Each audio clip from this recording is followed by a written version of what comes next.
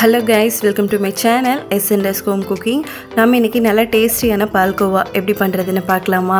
இதுக்காக non stick பாத்திரம் இல்லனா அடிகனமான பாத்திரமா எடுத்து வச்சுக்கோங்க. இதுல நான் இன்னைக்கு full cream milk எடுத்துர்க்கேன். ஆவின்ல ஆரஞ்சு கலர் பால் பாக்கெட் இருக்கு இல்லையா? அதுல 2 லிட்டர் அளவுக்கு நான் எடுத்துர்க்கேன். உங்களுக்கு எவ்வளவு தேவையோ நீங்க அவ்வளவு எடுத்துக்கோங்க. இது எல்லாத்தையுமே பாத்திரத்துல சேர்த்தனதுக்கு அப்புறமா அடிபிடிக்காத மாதிரி ஒரு கரண்டியை வச்சு அப்பப்ப நல்லா கலந்து விட்டுக்கோங்க. மீடியம் ஃப்ளேம்ல வச்சிட்டு நல்லா mix பண்ணி விட்டுக்கோங்க. ஹை ஃப்ளேம்ல வச்சீங்கன்னா full cream milk-க்கு கண்டிப்பா அடி பிடிச்சிரும். full cream milk-ஆ இல்லாம நார்மல் milk எடுக்கறீங்க அப்படினா கொஞ்சமா condensed milk ஆட் பண்ணிக்கோங்க. அப்பதான் பால் நல்லா திக்கா கிடைக்கும்.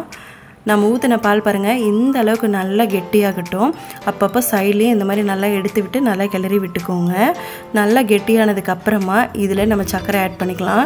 2 லிட்டர் பாலுக்கு நான் 1 கப் அளவுக்கு சக்கரை எடுத்துர்க்கேன். 1 கப்ங்கிறது 200 கிராம் அளவுக்கு எடுத்துர்க்கேன். இது எல்லாத்தையுமே நம்ம இந்த பால்ல சேர்த்துட்டு நல்லா mix பண்ணி விட்டுக்கலாம். சக்கரை சேர்த்ததுமே கொஞ்சம் தண்ணி மாதிரி ஆகிடும். மீடியம்ல வச்சிட்டு அப்பப்ப நல்லா கிளறி விட்டுக்கோங்க.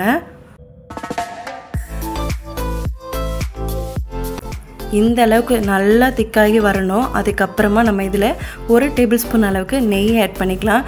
ஏலக்காய் ஃப்ளேவர் பிடிக்கும் அப்படினா ஒரு 1/4 டீஸ்பூன் அளவுக்கு ஏலக்காய் பொடி சேர்த்துட்டு நல்லா கலந்து விட்டுக்கோங்க.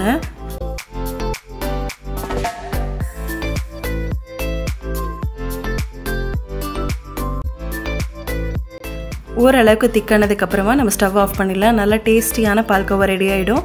சூடாவும் சாப்பிடலாம், ஆற வச்சும் சாப்பிடலாம். ரொம்ப நல்லா இருக்கும். உங்களுக்கும் பிடிக்கும் அப்படினா ட்ரை பண்ணி பார்த்துட்டு எப்படி இருக்குன்னு கமெண்ட்ல சொல்லுங்க. இந்த வீடியோ உங்களுக்கு பிடிச்சிருந்துச்சு அப்படினா மறக்காம இந்த வீடியோவை லைக் பண்ணிட்டு சப்ஸ்கிரைப் பண்ணிட்டு பெல் ஐகானை கிளிக் பண்ணிடுங்க. அப்பதான் நான் போற வீடியோவோட நோட்டிஃபிகேஷன் எல்லாம் உங்களுக்கு வந்து சேரும். பை.